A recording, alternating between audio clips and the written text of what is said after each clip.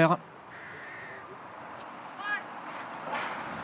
Et c'est parti pour cette deuxième épreuve, le prix Théodore Ravier, 2200 mètres à parcourir, bon départ d'ensemble avec le 8 Sir Medbury qui s'est montré le plus prompt en partant, accompagné à son extérieur par le numéro 2 Balmat et Antoine Hamelin qui vont venir en deuxième position.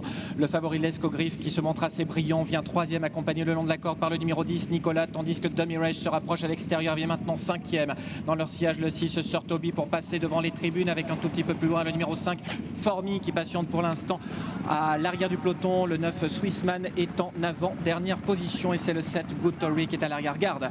Premier tournant qui a été abordé, on a quasiment 3 concurrents sur une seule et même ligne. Balmat qui accélère quelque peu et qui parvient maintenant à se rabattre tête et corde. Dummy Rage est en deuxième position, le 8 Sir Medbury se retrouve troisième côté corde avec à leur extérieur le numéro 3 Lescogriffe qui peut désormais avoir un dos alors qu'on reprend l'allure à l'entame de la phase finale. Vous voyez que le peloton qui a tendance un tout petit peu à se scinder en deux. Dummy Rage qui emmène ici un peloton à l'extérieur. Dans son dos, on a Lescogriffe en casaque blanche avec une toque jaune.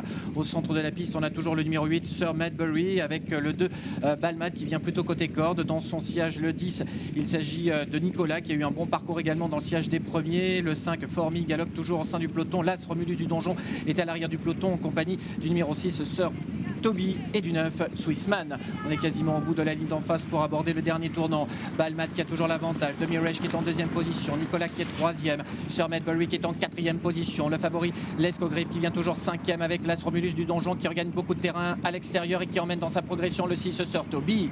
Bientôt la sortie du tournant pour aborder la dernière ligne droite, 600 mètres à parcourir. Balmat, Dummy Rage à l'extérieur, Romulus du Donjon et Lescogriffe qui occupe les 4 premières places. Nicolas est en cinquième position devant le 8 Sir Medbury. L'entrée de la dernière ligne droite, 500 mètres encore à parcourir, l'emballage final avec Balmat qui a l'avantage. On est vers au plus court également avec le numéro 7 Good Tory qui regagne pas mal de terrain. La lutte également avec le numéro 8 Sir Medbury, devant encore le 10 Nicolas. Balmat qui est toujours aux avant-postes avec Lescogriffe qui est maintenant actionné par Anthony Crastus et à l'extérieur l'As Romulus du Donjon.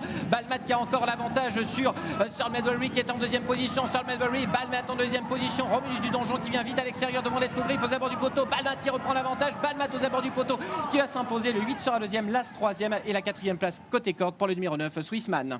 2, 8, As et 9, c'est l'arrivée chiffrée de cette deuxième épreuve avec une victoire acquise quasiment de bout en bout pour le 2 Balmat qui confirme ses bons débuts, Flavien.